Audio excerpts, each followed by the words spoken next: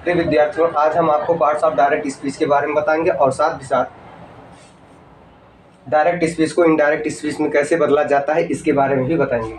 चलिए सीधा आपने जो है कि विषय वस्तु पर आते हैं। Parts of direct speech. एक कथन के दो भाग होते हैं। एक कथन के दो भाग होते हैं। फर्स्ट रिपोर्टिंग वर्क, दूसरा रिपोर्टेड स्पीच। रिपोर्टिंग वर्क जो होता है, सामान्य तौर पर हम आपको समझाने का प्रयास करेंगे। रिपोर्टिंग वर्क इन्वर्टेड कामा का बाहर वाला भाग होता है और रिपोर्टेड स्पीच इन्वर्टेड कामा के अंदर वाला भाग होता है। हमें कुछ ज़्यादा जानना नहीं है इसमें, बस केवल इतना भर जानना है। हमें सामान्य तौर से केवल इतना है पकड़ना है, इन्वर्टेड कामा का बाहर वाला भाग कौन सा है और इन्वर्टेड कामा के अंदर वाला भाग कौन सा है। तो हम एक एग्जाम्पल के माध्यम से आपको समझाने का प्रयास करेंगे। Ram said to me Aman is reading a book. Ram said to me, ये आपका इन्वर्टेड कामा के बाहर वाला भाग है। राम सेड टू मी आपका रिपोर्टिंग वर्क हो गया। क्यों? क्योंकि यह इन्वर्टेड कामा के बाहर वाला भाग है।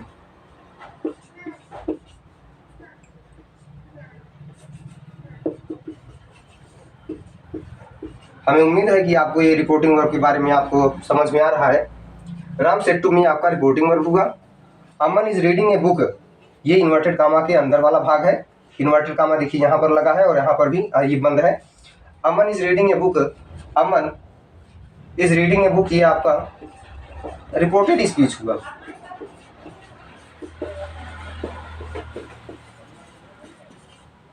ठीक, आपको जो है रिपोर्टिंग वर्क के बारे में भी मालूम हो गया और साथ ही साथ रिपोर्टेड स्पीच के बारे में भी मालूम हो गया। चलिए अब सीधा चलते हैं। इसको हटाने के बाद अब सीधा हम आपके पास डायरेक्ट स्पीच को इनडायरेक्ट में कैसे बदला जाता है, इसके कुछ सामान्य नियम के बारे में चलेंगे।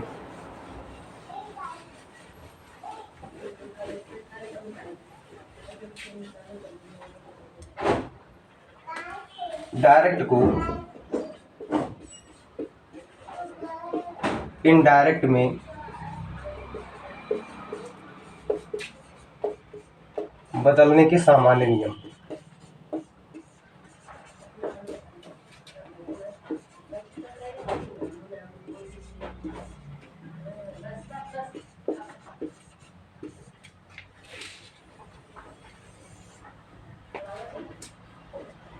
अब हमने जो है कि पिछले वाले में अभी हमने जाना कि डायरेक्ट स्पीच के दो पार्ट होते हैं, फर्स्ट रिपोर्टिंग और दूसरा रिपोर्टेड स्पीच। अब इन्हीं के माध्यम से ही अब हम बदलने का सिस्टम सीखेंगे कि सामान्य नियम क्या है इसमें।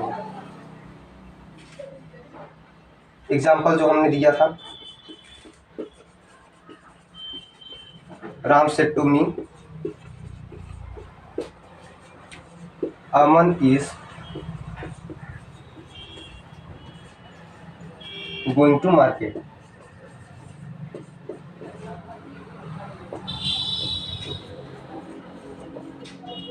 ठीक,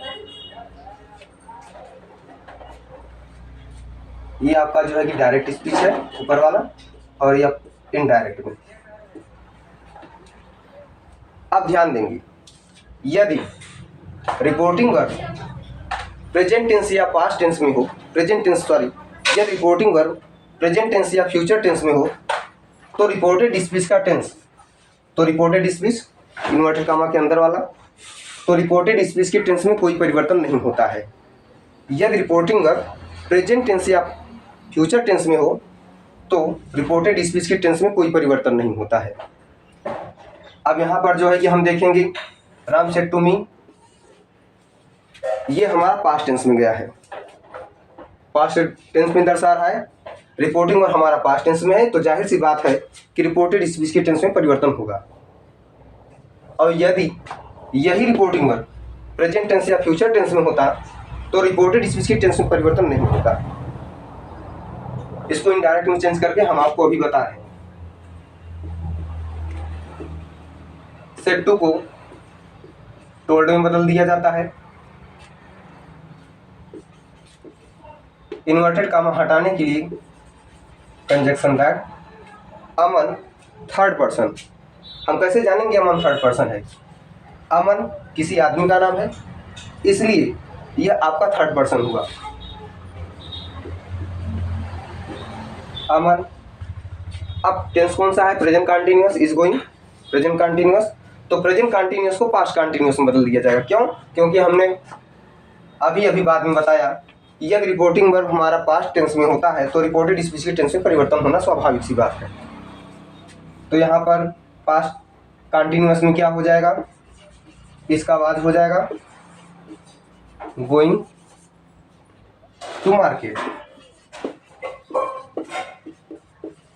ये हो गया।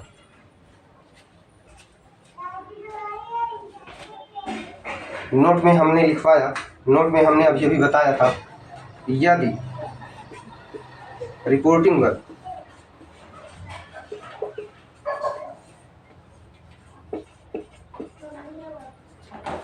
प्रेजेंट या फ्यूचर टेंस में हो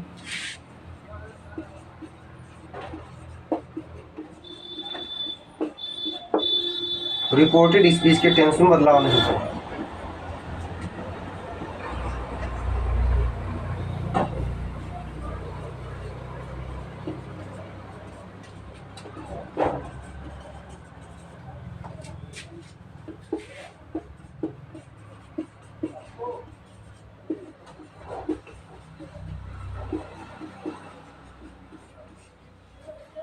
देखिए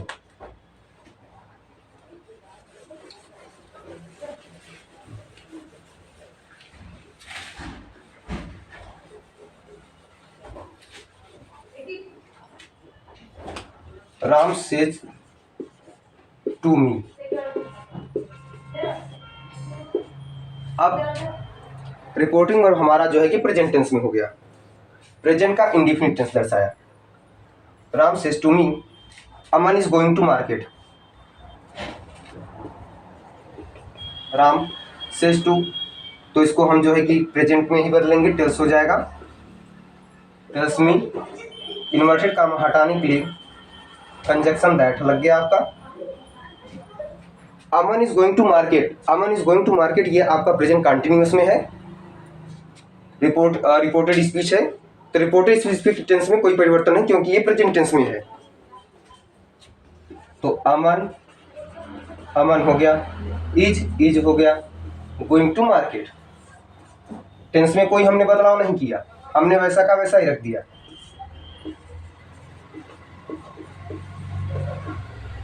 ये प्रेजेंट टेंस का कोई भी पार्ट हो, चाहे वो प्रेजेंट इंडिफिनिट हो, कंटिन्यूअस हो, परफेक्ट हो या परफेक्ट कंटिन्यूअस हो, प्रेजेंट टेंस में होता है। या फ्यूचर टेंस का, फ्यूचर टेंस में इंडिफिनिट हो, कंटिन्यूअस हो, कंटिन्यूअस हो या परफेक्ट हो या परफेक्ट कंटिन्यूअस टेंस हो, तो भी हम रिपोर्टेड स्पीच की टेंस में कोई परिवर्तन नहीं करेंगे, बिल्कुल वैसे ही रखेंगे। ठीक, अब आपको जो है कि ये बात बिल्कुल समझ में आ गई होगी। एक उदाहरण के माध्यम से भी हम समझा रहे हैं। जैसे आपको यहाँ मान लीजिए विल से टू मी हो जाए, विल से टू मी, तो यहाँ पर क्या हो जाएगा,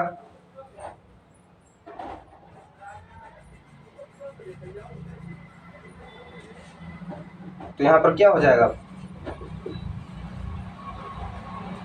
Ram will tell to me, Ram will tell to me that Aman is going to market, बिल्कुल वैसा ही का वैसा है, कोई चेंजिंग नहीं हुआ।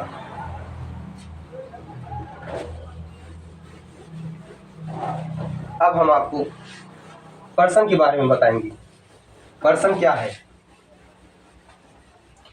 सर्वाधिक बात बहुत से स्टूडेंटों को ये नहीं समझ में आती है कि डायरेक्ट इनडायरेक्ट में पर्सन का प्रयोग कैसे किया जाता है। आज हम आपको जो है कि पर्सन के बारे में समझाएंगे, पर्सन है होता क्या है, और पर्सन के साथ ही साथ हम आपको यह भी समझाने का प्रयास करेंगे कि पर्सन को बदला कैसे जाता है।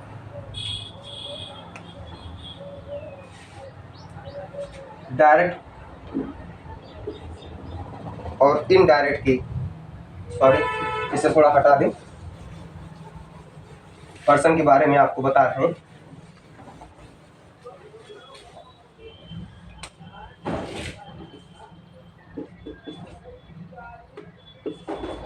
डायरेक्ट से इनडायरेक्ट में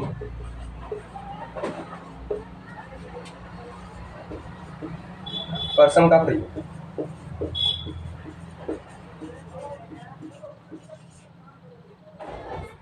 पर्सन का प्रयोग, ठीक। चलिए, डायरेक्ट और इनडायरेक्ट के हम आपको साधारण भाषा में समझाने का केवल प्रयास करेंगे। डायरेक्ट और इनडायरेक्ट के सामान्यतया एक छोटे से सूत्र के माध्यम से आपको बताएंगे। डायरेक्ट और इनडायरेक्ट के 123 लड़के होते हैं। 123 का मतलब क्या है? ये आपका फर्स्ट पर्सन सब्जेक्ट के अनुसार चेंज, सेकेंड पर्सन ऑब्जेक्ट के अनुसार चेंज, और थर्ड पर्सन नो चेंज। सन का मतलब है, यस का मतलब है यहाँ पर सब्जेक्ट, ओ का मतलब है ऑब्जेक्ट, और एन का मतलब है नो चेंज।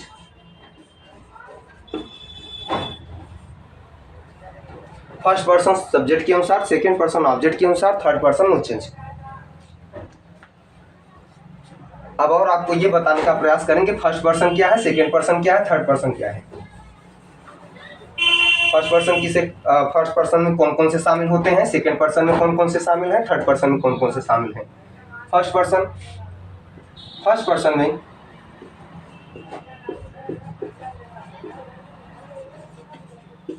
आई और वी आता है। सेकेंड पर्सन में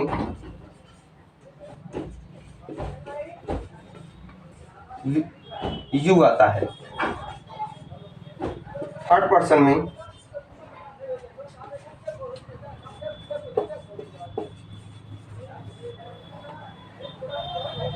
दे, ही, सी, इट और नेम रखा जाता है।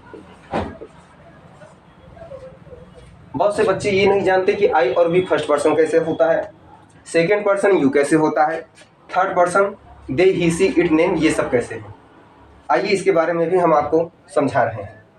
फर्स्ट पर्सन में आई रखा गया है। आई का मतलब होता है मैं, और वी का मतलब होता है हम। जब वक्ता किसी बात को जो है कि स्वयं बता रहा हो कि मैं यह काम करता हूं, तो वहां कहने वाला व्यक्ति कौन है? सिर्फ अकेला आदमी का बोध हो। पर्सन का मतलब है व्यक्ति। हम काम करते हैं, वी का प्रयोग के तौर पर हम काम करते हैं, या हम पढ़ने जाते हैं, हम प्रतिदिन खेलते हैं। तो वहां पर खेलना का बात और पढ़ने की बात जो आदमी कर रहा है वह स्वयं अपने की बात कर रहा है। मैं खेत में काम करता हूं, अपनी ही बात कर रहा है। तो ऐसे कंडीशन में आप समझ रहे हैं कि वहां पर आई और वी आपका फर्स्ट पर्सन हुआ। सेकेंड पर्सन में यू कैसे हुआ? यू का मतलब होता है तुम। हिंदी में आप जानते ही हैं कि यू का मतलब है तुम शब्द जब भी प्रयोग किया जाता है तो हमेशा दो व्यक्ति जब भी होते हैं तभी। जब दो व्यक्ति होंगे नहीं तो यू का प्रयोग किया ही नहीं जाएगा, क्योंकि उसमें एक कहने वाला होता है और दूसरा सुनने वाला होता है। तो यू में एक कहने वाला हुआ, एक सुनने वाला। जैसे आपका कोई मित्र नहीं है बात करने के लिए, तो आप किससे बात करेंगे? तो संयोगवश वहां पर कोई ना कोई मित्र होना चाहिए, तभी आप, या कोई आदमी होना चाहिए, तभी आप जो है कि वहां पर उस शब्द का प्रयोग करेंगे, यू। तो यू जो है कि आपका जो है सेकेंड पर्सन हुआ, एक कहने वाला और एक सुनने वाला। तो सेकेंड पर्सन दो आदमी आए यू में, इसलिए आपका सेकेंड हुआ। थर्ड पर्सन में दे कैसे हो गया? सपोज दैट, मान लीजिए आप और आपका मित्र जो है कि बात कर रहे हैं, आप और आपका मित्र बात कर रहे हैं, और अचानक चलते चलते आप खेत में तमाम आदमी को देख रहे हैं। किसान जो है, किसान भाई लोग हैं, वो खेत में काम कर रहे हैं। तो वहाँ पर आपने क्या किया, एक तो आप हैं, एक आपका मित्र है, और साथ भी साथ और उसमें शामिल जो हो गए वो और किसान भाई भी, वो बहुत से आदमी हो गए। आप शामिल हुए, आपका मित्र भी शामिल हो गया, और ये सब बात जिक्र करने के लिए, बतलाने के लिए। तो ऐसे कंडीशन में वे लोग भी आ गए, किसान लोग भी। तो 3 लोग उसमें शामिल हो गए, 3 व्यक्तियों का शामिल हो गया, 3 से अधिक हो गए। तो ऐसे कंडीशन में आपका जो है कि दे आपका थर्ड पर्सन हुआ। चलिए ही के बारे में बताते हैं, ही आपका थर्ड पर्सन कैसे है। अब ही आपका यहाँ थर्ड पर्सन ऐसे हो रहा है, आप और आपके मित्र जा रहे हैं, तो अचानक आप किसी एक ऐसे आदमी को देख लीजिए जिसका आप नाम नहीं जानते, लेकिन आप उससे मिले हैं पहले, लेकिन आप उसके नाम से परिचित नहीं हैं। जब उसके नाम से आप परिचित नहीं हैं, तो आप अपने मित्र को संकेत करते हुए बता रहे हैं, अरे यार देखो वह जा रहा है। तो वह कौन? आप तो नाम नहीं जान रहे हैं, इसलिए आपने वह शब्द से इस्तेमाल कर दिया उस आदमी के लिए। तो वह जो है कि आपका थर्ड पर्सन हो गया। कैसे हुआ? आप शामिल हैं, आपका मित्र भी शामिल है, और तीसरा वाला जो शब्द आप वह जिसके लिए निकाल रहे हैं वो भी। तो 3 व्यक्ति हुए ना। तो ऐसे में ही भी आपका जो है कि थर्ड पर्सन हो गया। और सपोज दैट, मान लीजिए अगर उस आदमी की बजाय कोई लड़की होती या कोई महिला होती, तो ऐसे कंडीशन में आप नाम नहीं जान रहे हैं, तो वहां पर आप किस शब्द का इस्तेमाल करें? वह जा रही है, तो वह लड़की है क्या है? तो सी जो है कि उस लड़की के लिए लगा। और अब आपके विषय वस्तु चलते हैं नेम के बारे में। आप हैं, आपका मित्र है, और साथ आपका एक और मित्र आ गया, अमन। सपोज दैट, मान लीजिए अमन आपका मित्र भी है। तो ऐसे कंडीशन में आप क्या बता रहे हैं वहां पर कि आज यार अमन तो नहीं आया। आप पहले ही चर्चा कर रहे हैं 2 विषय की अपने मित्र से, आज अमन नहीं आया। अमन का नाम जिक्र करते ही वहां पर तीसरा व्यक्ति शामिल हो गया। एक जो है कि आप हैं, दूसरा आपका मित्र है जिसे आप अपनी बात बता रहे हैं, अमन के बारे में कह रहे हैं कि, और तीसरा जो है कि अमन के विषय में कहा जा रहा है। तो यहाँ पर 3 व्यक्ति शामिल हुए कि नहीं? और यदि आप बात विद्यालय में होकर के सीता के बारे में कह रहे हैं, वो आपकी जो है क्लास की विद्यार्थी है, तो आप सीता के बारे में बात कर रहे हैं कि आज सीता विद्यालय नहीं आई, अपने मित्र से कर रहे हैं, तो वहां पर लड़की का भी नाम शामिल हो गया, सीता। तो सीता भी आपका क्या रहा? Third person. तो अब आपको third person, first person, second person, third person आपको अच्छी तरह से समझ में आ गया होगा। हमें अच्छी तरह से उम्मीद है कि आपको ये first person, second person, third person अच्छी तरह समझ में आया।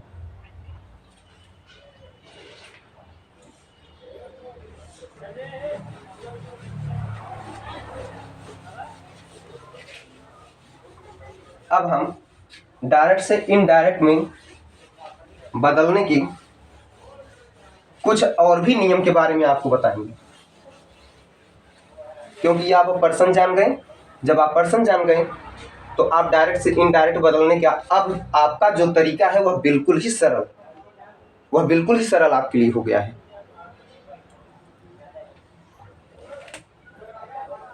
नोट नंबर हमने एक पहले ही लिखवाया, यदि रिपोर्टिंग वर्ब प्रेजेंट टेंस या फ्यूचर टेंस में होता है तो रिपोर्टेड स्पीच के टेंस में कोई परिवर्तन नहीं होता। और अब यदि रिपोर्टिंग वर्ब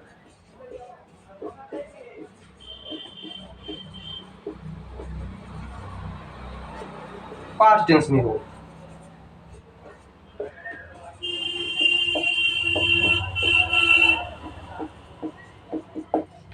पास्ट टेंस में हो, तो रिपोर्टेड स्पीच के टेंस में परिवर्तन होता है। रिपोर्टेड स्पीच के टेंस में निम्न तरीके से परिवर्तन होता है। निम्न तरीका क्या है?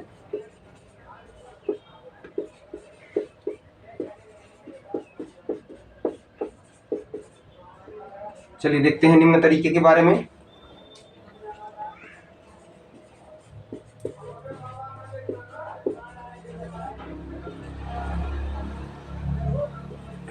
रिपोर्टिंग वर्ब जो है रहेगा, और इधर जो है रिपोर्टेड स्पीच।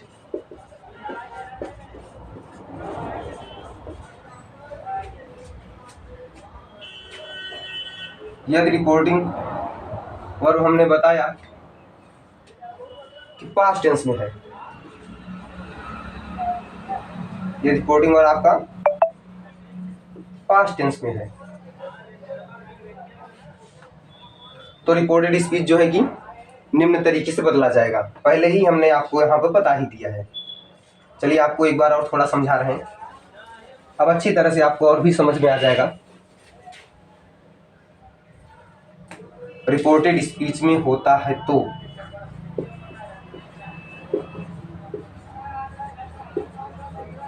रिपोर्टेड स्पीच में है तो इनडायरेक्ट में क्या हो जाएगा? इनडायरेक्ट में यदि रिपोर्टिंग वर्ब, यदि रिपोर्टेड स्पीच यहाँ पर, यदि रिपोर्टेड स्पीच आपका प्रेजेंट में है, ये सिंपल प्रेजेंट की बात हम कर रहे हैं अभी। सिंपल प्रेजेंट में इज एम आर का प्रयोग किया जाता है, तो यदि यह सिंपल प्रेजेंट टेंस में है तो यह सिंपल पास्ट टेंस में हो जाएगा। सिंपल पास्ट टेंस का मतलब है इसमें जो है कि सहायक क्रिया आपका लिंकिंग वर्ब, सहायक क्रिया नहीं, लिंकिंग वर्ब, लिंकिंग वर्ब जो है आपका इसमें वाज वर्ब का प्रयोग किया जाता है। हैज, हैव, हैज, इसमें आपका लगेगा हैज, हैव, और इस तरफ अगर आ जाता है तो हैड हो जाता है।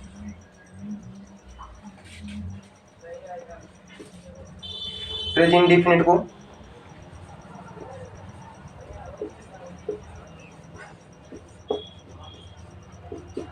पास्ट इंडेफिनिट बदल देते हैं।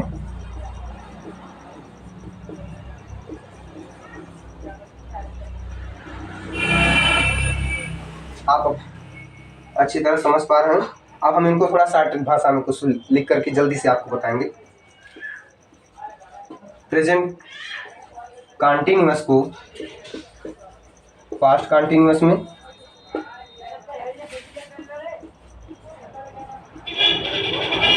प्रेजेंट परफेक्ट टेंस को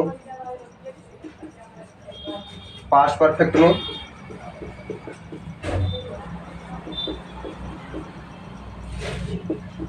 प्रेजेंट परफेक्ट कॉन्टिन्यूअस को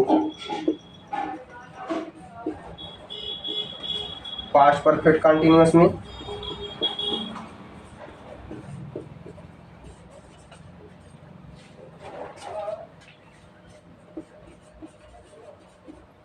पास्ट इंडेफिनिट को पास्ट परफेक्ट में, जाके होटल लेस लेते हैं।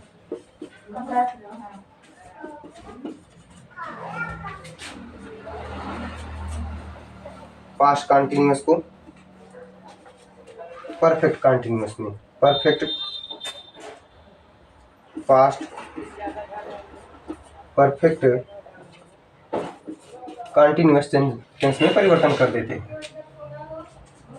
और बाकी जो आपका पास्ट परफेक्ट और पास्ट परफेक्ट कॉन्टिन्यूअस टेंस, ये आपका नहीं बदलता। हमें उम्मीद है कि आपको ये चीज़ बहुत जल्दी समझ में आ गया होगा। ठीक।